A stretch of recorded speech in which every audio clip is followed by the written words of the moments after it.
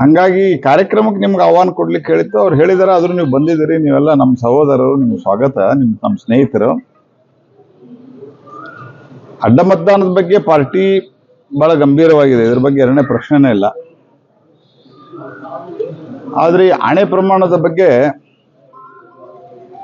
ನಮ್ಮ ರಾಜ್ಯದ ಅಧ್ಯಕ್ಷರು ಬಹಳ ಮನನೊಂದು ಆ ಮಾತನ್ನ ಹೇಳಿದ್ದಾರೆ. ನಾನು ರಾಜ್ಯ ಅಧ್ಯಕ್ಷರಿಗೂ ಫೋನ್ ಮುಖಾಂತರ ವಿನಂತಿ ಮಾಡಿದ್ದೇನೆ. ಧರ್ಮಸ್ಥಳ ಒಂದು ಅತ್ಯಂತ ಪವಿತ್ರವಾದಂಥ ಕ್ಷೇತ್ರ. ಧರ್ಮಸ್ಥಳ ಭಕ್ತರ ಒಂದು ಶ್ರದ್ಧಾ ಕೇಂದ್ರ. ಹಾಗಾಗಿ ನಾವು ಏನು ಫ್ಯಾಕ್ಟ್ ಫೈಂಡ್ ಔಟ್ ಮಾಡಲಿಕ್ಕೆ ಸಾಧ್ಯ ಅದ, ಎಲ್ಲ ಫ್ಯಾಕ್ಟ್ ಫೈಂಡ್ ಔಟ್ ಅನ್ನು ಮಾಡಲಿಕ್ಕೆ ನೀವೇನು ಕಮಿಟಿ ಮಾಡಿರಿ ಮತ್ತು ಉಳಿದ ಪ್ರಮುಖ ನಾಯಕರೇನಿದ್ದಾರೆ ಅವರು ಪ್ರಯತ್ನವನ್ನು ಮಾಡಲಿ. ಇದು ಅಲ್ಲಿ ಕರೆದು ಆಣೆ ಪ್ರಮಾಣವನ್ನು, ನಿಮ್ಮ ಮನಸ್ಸಿನ ನೋವು ನನಗೆ ಅರ್ಥ ಆಗತ್ತೆ. ಸ್ವಲ್ಪ ಅವರ ಈ ಒಂದು ನೋವಿನಲ್ಲಿ ಇದೊಂದು ಹಠಾತ್ತಾಗಿ ಅವರು ಹೇಳಿದ್ದಾರೆ. ಅದಕ್ಕೆ ನಾನು ಅವರಿಗೆ ಸಲಹೆ ಕೊಟ್ಟಿದ್ದೀನಿ, ವಿನಂತಿನೂ ಮಾಡಿದ್ದೀನಿ. ಧರ್ಮಸ್ಥಳ ಅತ್ಯಂತ ಪವಿತ್ರ ಕ್ಷೇತ್ರವಾದ್ದರಿಂದ ನಮ್ಮ ಈ ಇದರಲ್ಲಿ ಧರ್ಮಸ್ಥಳವನ್ನು ಎಳೆಯೋದು ಬೇಡ.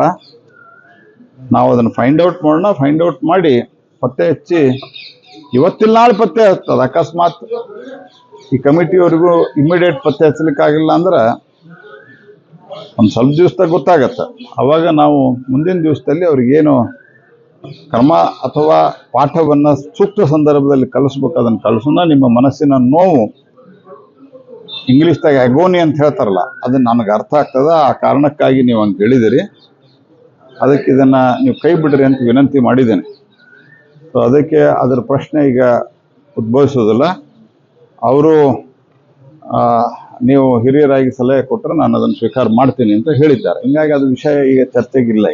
ಈಗ ಸಿದ್ದರಾಮಯ್ಯ ಅವರು ಏನು ಹೇಳಿದ್ರೆ ಅಂದ್ರೆ RSS ಮತ್ತು ಬಿಜೆಪಿ ಅವರು ನಮ್ಮ ದೇಶವನ್ನು ಹಿಂದೂ ರಾಷ್ಟ್ರವನ್ನ ಮಾಡ್ಲಿಕ್ಕೆ ಹೊರಟಿದ್ದಾರೆ. ಬಟ್ ಮಾಡ್ಲಿಕ್ಕೆ ಆಗಲ್ಲ. ಅವರು RSS ಬಿಜೆಪಿ ಹಿಂದೂ ರಾಷ್ಟ್ರ ಮಾಡ್ಲಿಕ್ಕೆ ಹೊಂಟಿಲ್ಲ. ಸಿದ್ದರಾಮಯ್ಯನವ್ರಿಗೆ ಗೊತ್ತಿಲ್ಲ ಈ ದೇಶ ಹಿಂದೂ ರಾಷ್ಟ್ರ ಇದ್ದದ. ಈ ದೇಶ ಹಿಂದೂ ರಾಷ್ಟ್ರ ಇಲ್ಲ ಅಂತಂದಿದ್ರ ಈ ದೇಶದಾಗ ಪ್ರಜಾಪ್ರಭುತ್ವ ಇರ್ತಿರ್ಲಿಲ್ಲ. ನಮ್ಮ ಜೊತೆಗೇನ ಸ್ವತಂತ್ರ ಗಳಿಸಿಕೊಂಡಂಥ ಪಾಕಿಸ್ತಾನ, ಬಾಂಗ್ಲಾದೇಶ, ಅಲ್ಲಿಯೂ ಕೂಡ ನಮ್ಮ ಜೊತೆಗಿದ್ದಾಗ ಯಾವುದೇ ತೊಂದರೆ ಇರಲಿಲ್ಲ. ಅಲ್ಲಿ ಹೋದ್ಮೇಲೆ ಏನಾಯ್ತು? ಯಾವ ದೇಶದೊಳಗ ಇಸ್ಲಾಮಿಕ್ ಶಕ್ತಿಗಳು 90% ಆಫ್ ದಿ ಜಗತ್ತಿನ ಯಾವುದೇ ದೇಶದೊಳಗ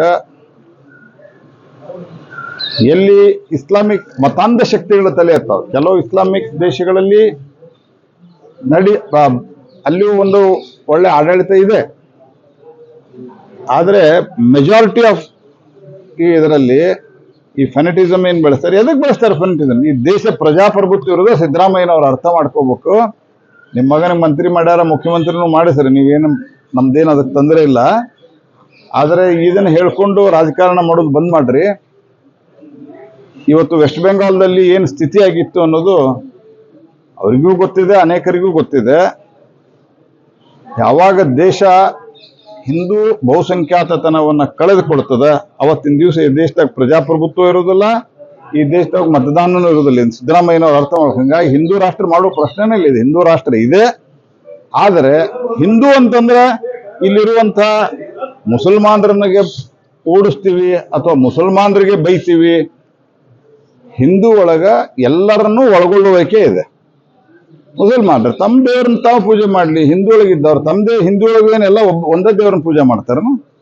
ಹಿಂಗಾಗಿ ಈ ರೀತಿಯಾದಂಥ ತುಷ್ಟೀಕರಣದ ಸ್ಟೇಟ್ಮೆಂಟ್ಗಳಿಂದನೇ ಇವತ್ತು ಕಾಂಗ್ರೆಸ್ ಪಾರ್ಟಿ ಇಡೀ ದೇಶದವಾಗ ಹಾಳಾಗ್ಯದ. ಕರ್ನಾಟಕದಲ್ಲೇನೋ ಇವತ್ತೊಂದು ಕಳ್ಳಾಟ ಮಾಡಿ ಓಡ್ ತಗೊಂಡದಾಗ ಬಹಳ ದೊಡ್ಡ ದೊಡ್ಡ ಮಾತಾಡೋದು ಬೇಡ. 28ರಂಗೆ ನಿಮ್ಮ ಹಣೆ ಬರ ಗೊತ್ತಾಗತ್ತೆ. ಗ್ಯಾರಂಟಿ ನ್ಯೂಸ್, ಸುದ್ದಿ ಖಚಿತ, ನ್ಯಾಯ ನಿಶ್ಚಿತ.